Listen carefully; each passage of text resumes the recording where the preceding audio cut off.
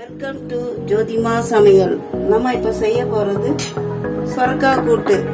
இது தேவையான பொருட்கள்: வெங்காயம், கருவேப்பிலை, சிறுபருப்பு ஒரு அரை மணி நேரமாக ஊற வச்சுருக்கிறோம். ஒரு கை பருப்பு எடுத்து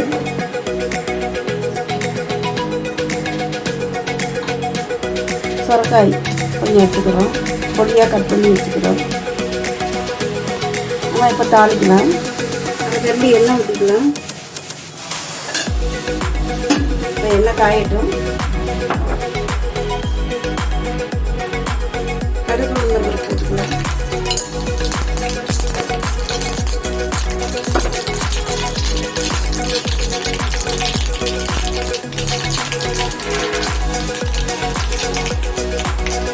வெங்காயம், கருவேப்பிலை போட்டுக்கலாம்.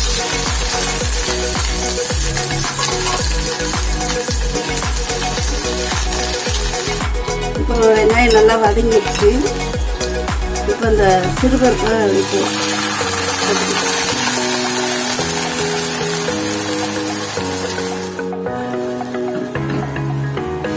இப்போ இந்த காயை அப்படி போட்டுக்கலாம்.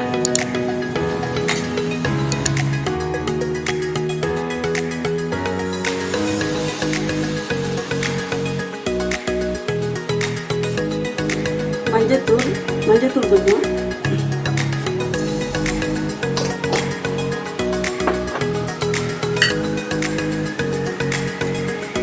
குழம்பு மிளகாத்தூள் ஒரு ஸ்பூன் போட்டுக்கோங்க.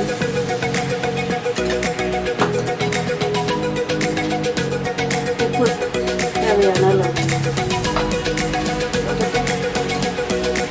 தேங்காய் பிடிச்சவங்க தேங்காயும் போட்டு அதை நல்லா கிளறுங்க. நாங்கள் இன்றைக்கி தேங்காய் போடாமல் செய்கிறோம். தேங்காய் பிடிச்சவங்க தேங்காய் போட்டு பண்ணிங்கன்னா ரொம்ப சுவையாக இருக்கும். தேங்காய் போடலைனாலும் சுவையாக தான் இருக்கும். ஒரு நாளைக்கு அப்படி செஞ்சு பார்க்கலாம், ஒரு நாளைக்கு இப்படி செஞ்சு பார்க்கலாம். தேங்காய் போட்டு தேங்காய் போடாமல். இப்போ நம்ம காயை மூடி வச்சிடலாம்.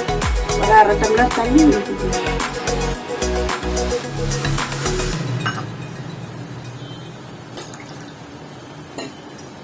ஒரு அரை டம்ளர் தண்ணி ஊற்றி வேக வச்சிடலாம். காய் நல்லா வேகணும். காய் பருப்பு எல்லாம் வேகணும். நம்ம மூடி வச்சிடலாம். A few moments later.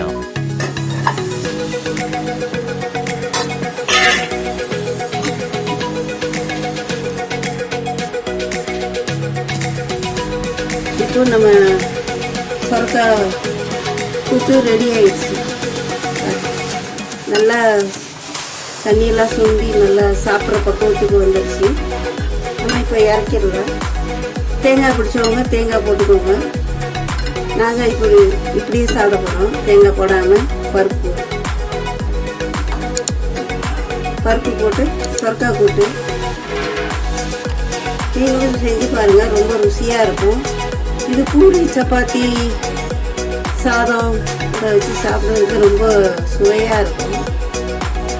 Try பண்ணி பாருங்கள்.